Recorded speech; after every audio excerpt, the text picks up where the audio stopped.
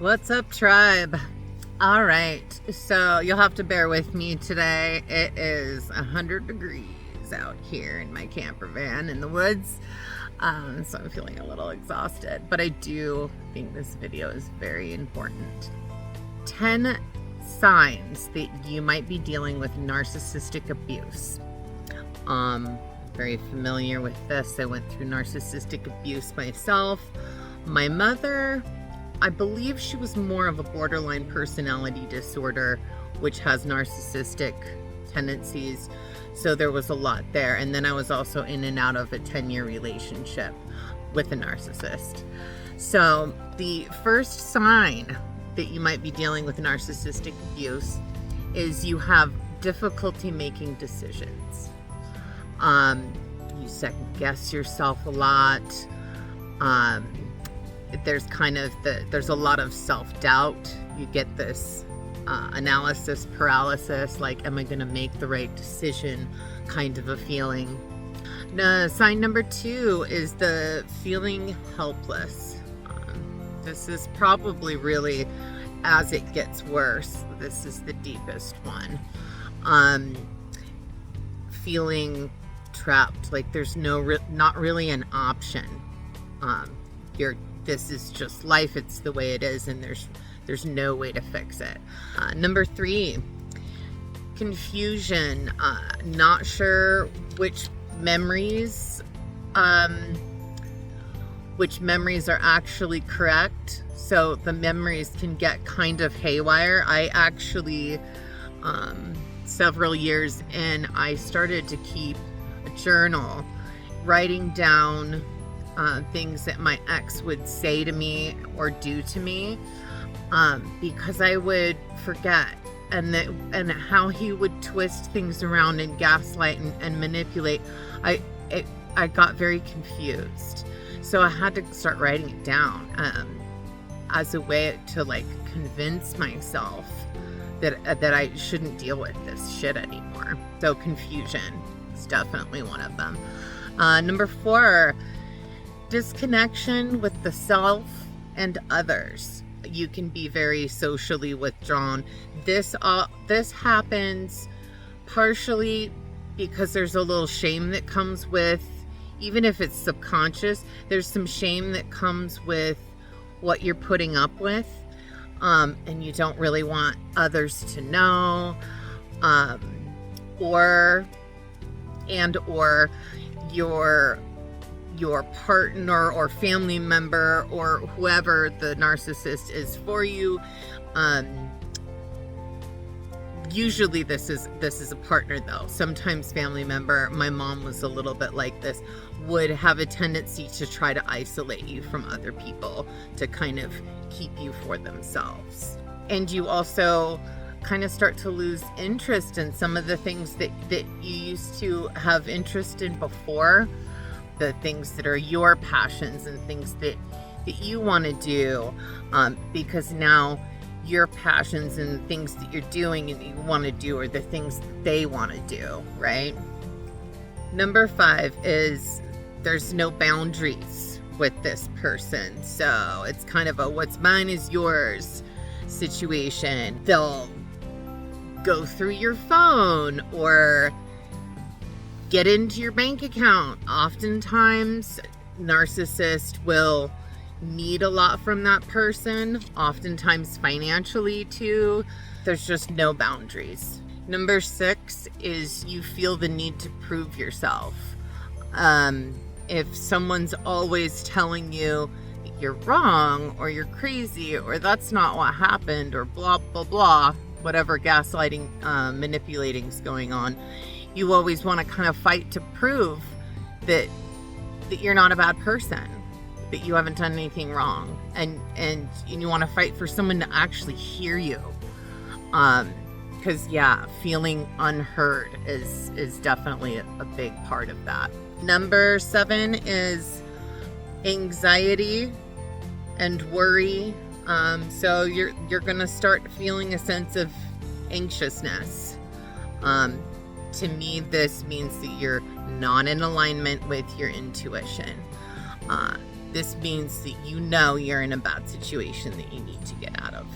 This means that you're lying to yourself, and that's why the anxiousness is stirring up in your body, and your body's trying to tell you something. Number 8, the feeling of loneliness.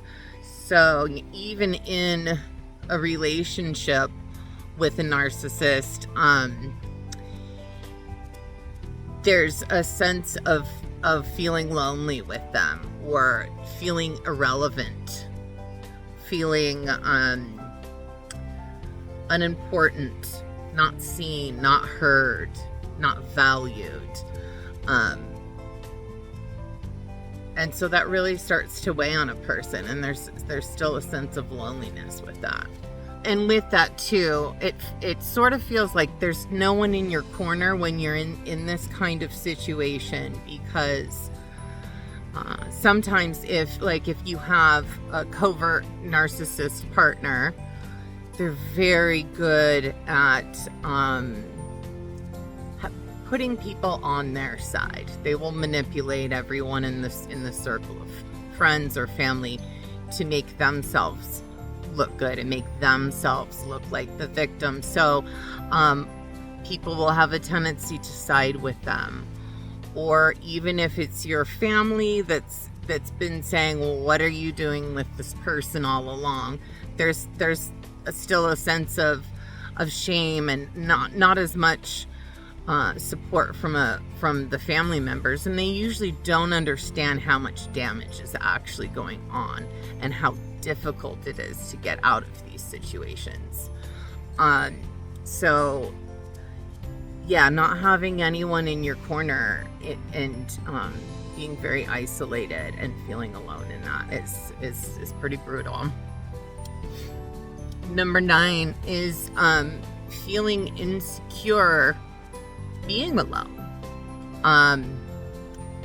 This was really weird for me because, I've always been very independent. I've always been very comfortable being alone. I was comfortable being alone and single for years before I met my ex.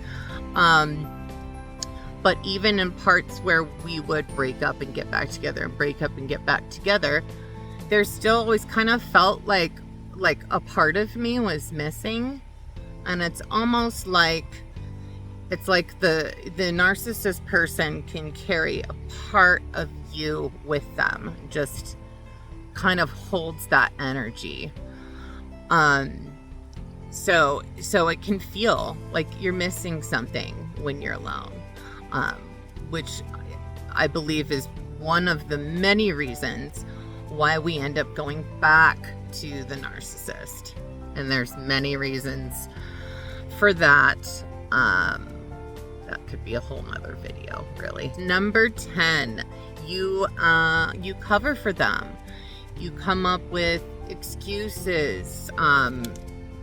There's a lot of lying to the self, lying for them.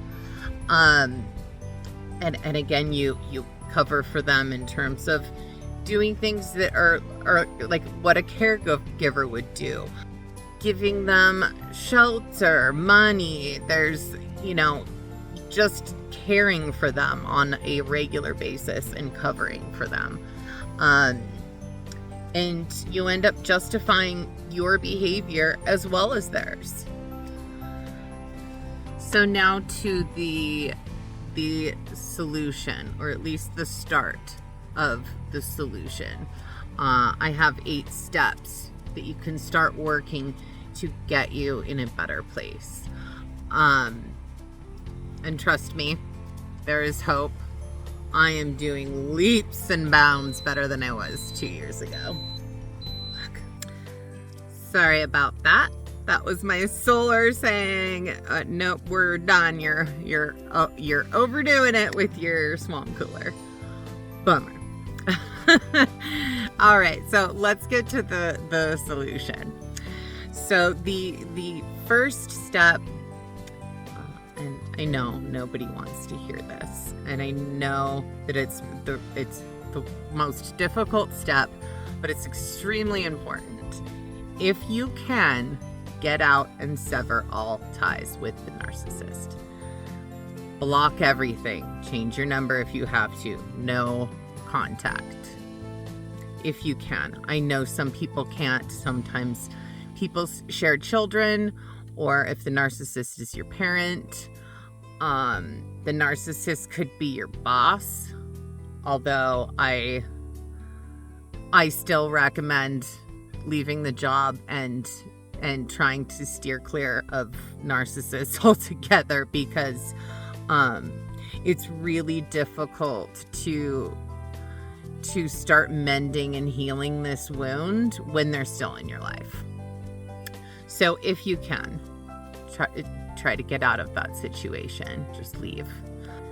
And I know it's hard because it feels like you're abandoning them, and it feels like you're abandoning part of yourself. But it's definitely the most important step to work towards healing. And if you can't, so your first step would be to gray rock. And what gray rock means is you're going to be bland, boring, still, emotionless, non-reactive, gray rock. So this is, don't ever defend, don't try to explain, because you won't win. You won't get anywhere. So just keep things very, very cut and dry. And then you also have to have boundaries. Make sure you have very, very strong boundaries that you stick to if you still have to be in contact with this person. If you're the person who is able to leave, your next step would be to have very strong boundaries with people, because you can attract other narcissists in your life. Chances are you are a caregiver, people pleaser, you like to make people happy and do things for them, and this just draws in narcissists like moth to a flame. So setting up some really healthy boundaries is very important. So that would be your next step. I attracted a job, and my general manager at the job was also very much a narcissist. He would say horrible things. And I stayed at that job for 1.5 years. I still tolerated that crap. And he would consistently trigger me and remind me of my ex. And so making sure that you have those healthy boundaries to not put up with that kind of behavior. Recognize it and don't put up with it. Like I said, get another job if you can. It's just not worth it. The third step would be, there are plenty of support groups or getting therapy in some sense. It is really nice to be able to talk to someone or talk to people that are also Sorry about that, guys. Camera cut out. I'm having all kinds of malfunctions today. It's cool, man. I don't mind the challenges. So yes, the support groups, it is really nice to be able to talk to people that are going through the same thing. There's tons of people online and groups, and I was listening to a podcast and going to therapy as well. I did only talk to people on the internet and listen to the podcast for a short period of time because I realized it was time to get out of the victimhood mentality.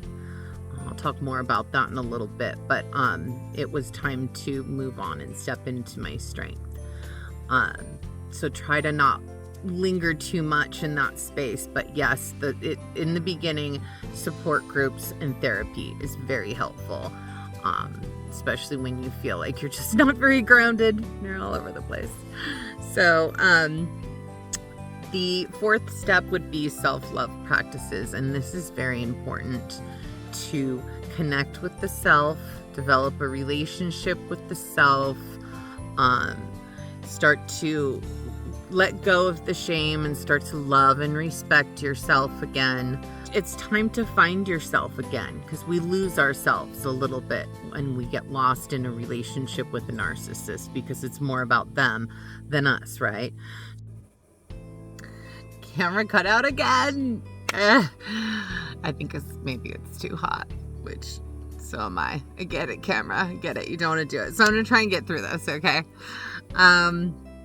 So yes, I recommend 6 months to a year of being single. It sounds like a long time. I know I took a lot longer than that, but you really need the time to get to know yourself, be with yourself, set those boundaries with people, be able to hold those boundaries and create that foundation before you could potentially go out and find another narcissist. There's definitely healing that needs to happen.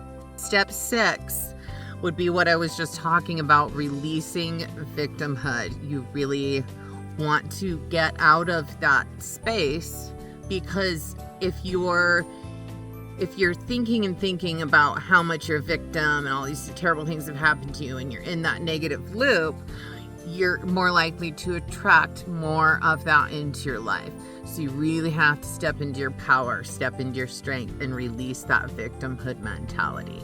And a good way of doing this is doing shadow work, shining some light on those deep, dark places, your subconscious, where these emotional things come from, maybe where it stemmed from in the first place, of what drew you to being a people pleaser in the first place, to being a caregiver, to wanting to care for somebody who needs help. Because in all reality, it's not our responsibility, right? So what draws us into that? What part of us does that? So shining a light in that and doing the shadow work to see where it all stems from and get to that root, so that you can understand what was drawing you to a narcissist in the first place. Step 7. This one's hard and it might take a little while to do it, but forgiveness. Forgiveness of the narcissist. Let it go. And you want to forgive them, not necessarily for them, but for yourself, so that you're not connected and trapped in that victimhood mentality, trapped in that. The more you hold on to resentments, it just creates so much resistance, and it makes it harder for you to break free into a new life. So, and I actually found that I am actually grateful for, I am grateful for my ex, because the person that I was before I met him, even though I was a very normal, it was just an average woman, I guess, but I was still kind of floating through life, and I still had wounds from my childhood. And so my relationship with him was the catalyst that launched me into the person that I am now, that launched me into my strength, that has really opened my mind to so many other things. And now I'm so driven into self-care and helping other people step into their power and get to know themselves, that it's become such a beautiful thing to me. And if it wasn't for him, I wouldn't have all of that. I wouldn't have my my deep-rooted spirituality that I have now. So I'm actually grateful. I'm grateful, and I have love for that person. I'm grateful for everything that he gave me, even though it was a long and very difficult experience. So this doesn't mean to forgive the person and get back together with them and try to help them get better. They're not going to get better. For a narcissist to actually not be a narcissist anymore is next to impossible. So don't bother with that. But it does mean to let them go, have some compassion for them, because narcissism does also come from very deep-rooted pain. Probably the worst. Narcissists are usually raised by other narcissists, or there's other things that have gone on. It is a trauma-based response.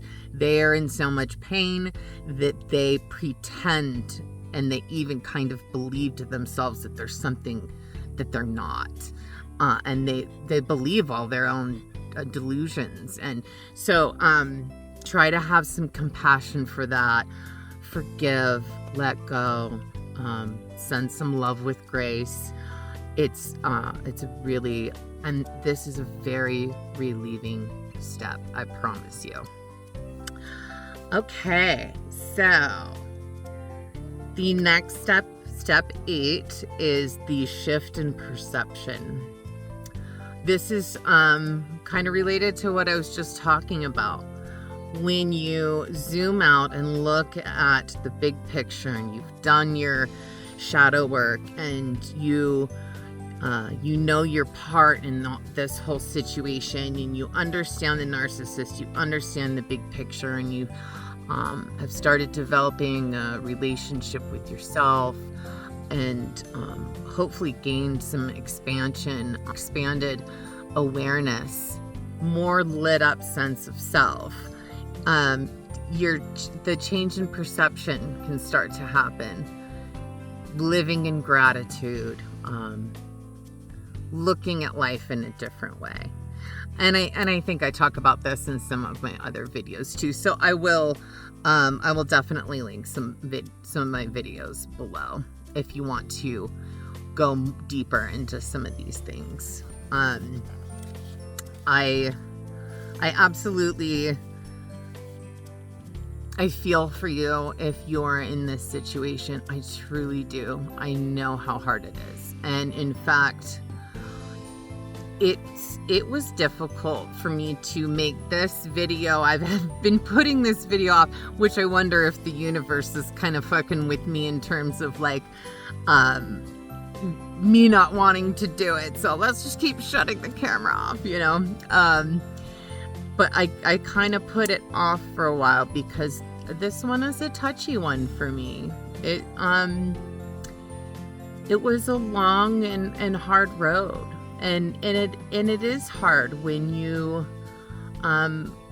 really love that person, and you do develop a very deep connection in these connections. I completely get it, and I feel for you. And leave a comment, reach out, I will respond.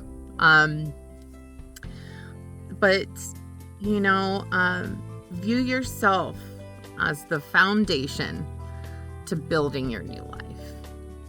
Look at this situation like it's take the pieces of this mess and use it as kindling to build that fire that lights you up and gets you going. And I wish you all the best.